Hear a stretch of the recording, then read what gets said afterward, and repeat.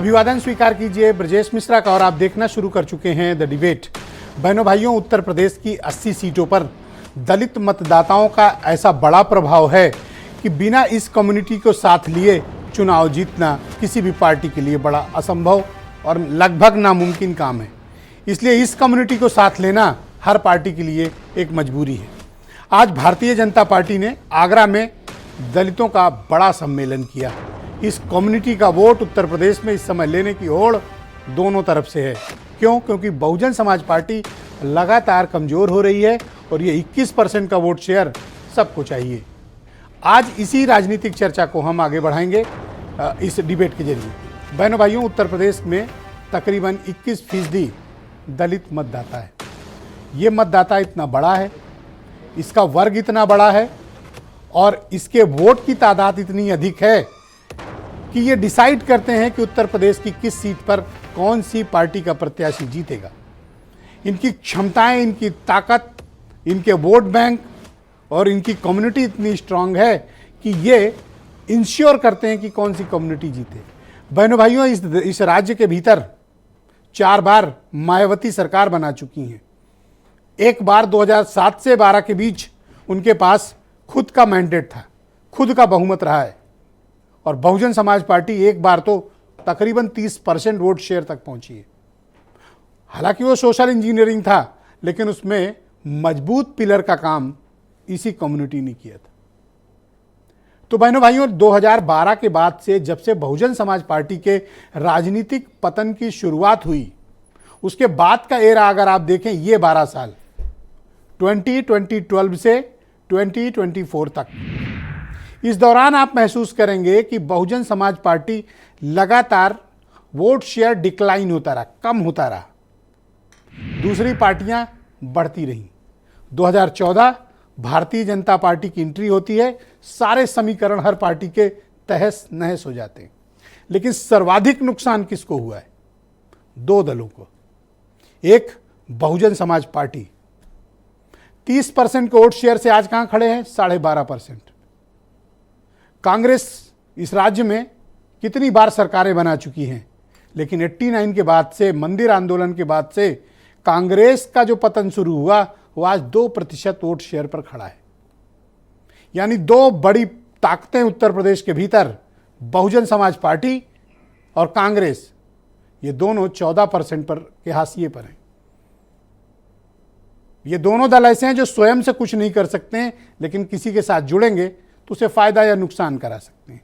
जैसे 2019 parliamentary election, Samajwadi party, राष्ट्रीय Lokdal, Bahujan Samaj party का अलायंस, मायावती को 10 लोकसभा की सीटें मिली।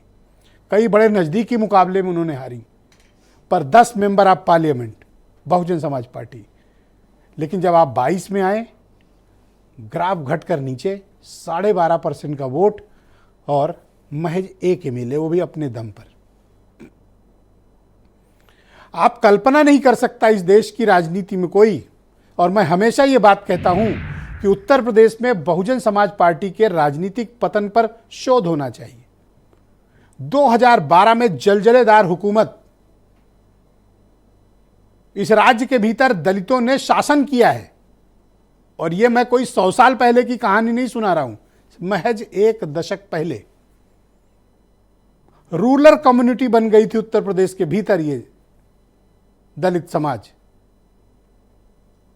आज भी वही वोट हैं, वही लोग हैं, पर आज दलित समाज राजनीतिक रूप से रूलर तो छोड़ दीजिए, सेकंड रूलर की भी स्थिति में नहीं है। हर पार्टी उसको साधना तो चाहती है, लेकिन सत्ता चलाने वाले आज सत्ता के बगलगीर बने हुए हैं। विपक्ष में ताकतवर रहने वाली ये कम्युनिटी विपक्ष की बगलगीर हो गई। तो ऐसा क्या हुआ? क्या दलितों में कोई राजनीतिक चेतना खत्म हो गई है, या दलित समाज ने स्वयं को समाज की मुख्य धारा का अब हिस्सा मान लिया है? यानी वो सामाजिक रूप से, राजनीतिक रूप से इतने अपग्रेड हो गए हैं कि अब वो जनरल कम्युनिटी और ओबीसी कम्युनिटी के बराबर खड़े हैं। या तो ऐसा हुआ होगा, या फिर इनकी विचारधारा में कोई बहुत बड़ा परिवर्तन आया होगा। मैं मानता हूं बहनों भाइयों, परिवर्तन आया है, वरना कोई कारण नहीं था कि मायावती के लिए जान देने वाली कम्युनिटी आज उनका साथ छोड़कर चली गई। तो ये कम्युनिटी अब किसके साथ है? और जिस तरह से बहुजन समाज पार्टी की पॉलिटिक्स हो रही है, कोई ताज्जुब नहीं कि नेक्स्ट इलेक्शन में वोटिंग परसेंटेज सिंगल डिजिट पर आए। तो ये कम्युनिटी वोट कहां करेगी? अगला सवाल। इसी सवाल में छिपी है वो ताकत कि बहुजन समाज पार्टी का कमिटेड वोट बैंक कहां जाएगा, किसके साथ जाएगा? दो ऑप्शन, भारतीय जनता पार्टी या समाजवादी पार्टी या कांग्रेस, उनका अलायंस, यानी एनडीए और पीडीए। इनमें से किसके साथ हो जाएगा? पिछले चुनाव में आप देखें 2014, 2017, 2019, 2022, ये कम्युनिटी का बड़ा lion share Bharatiya Janata party के साथ रहा है। हालांकि बड़ा शेयर समाजवादी पार्टी ने भी हासिल किया, तभी वो 36% के वोट शेयर तक पहुंचे, जो समाजवादी पार्टी के जन्म से उसके इतिहास की सबसे बड़ा वोट शेयर उसके पास लास्ट असेंबली इलेक्शन में दर्ज हुआ है।